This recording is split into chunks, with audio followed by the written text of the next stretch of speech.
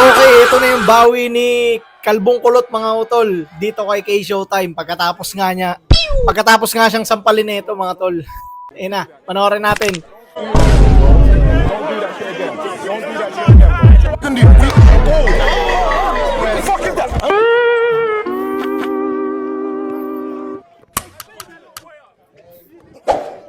Bang! Tas dito nga sa event na to mga tol, bali may sunod-sunod na 20 player na kakalabanin tong si K-Showtime. Kung sino makatalo kay K-Showtime, mananalo ng Jordan na sapatos mga tol. Tingnan natin kung kakayanin ba ni Kalbong Kulot. Ito si K-Showtime mga tol. Sa pool. Yari ka ngayon kay Showtime. Pinuntahan mo yung tarima ni Kalbong Kulot. Ito yung lagi niyang pinaglalaroan dyan sa mga video natin mga tol. Yan yun.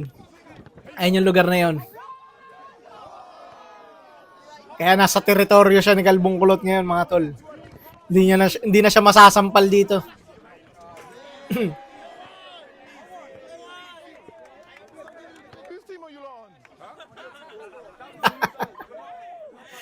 Yung mga tropa niya, tinatrash talk siya. Ayun. Akatsuki.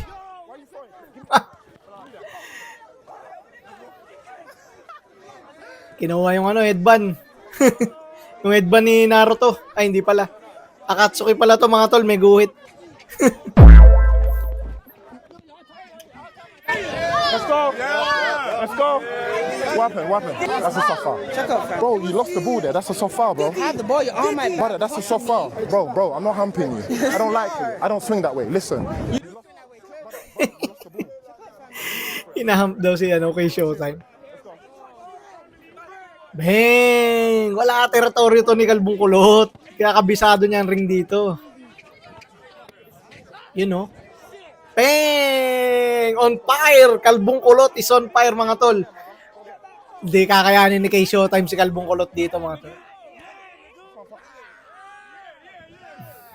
Ayaw niyo mapaya sa mga tropa niya. Bang! Puta na, unahan ng gorilla dunk siya. Kasi si K-Showtime, di pa kayang mag-gorilla dunk eh. Kaya si Kalbong Kulot pa lang makakagawa ng mga tol. Proud na proud si Kalbong Kulot oh. Tinawak niya sa itlog niya, tapos kakamayan si K-Showtime. Tayo ng Kalbong Kulot to gago.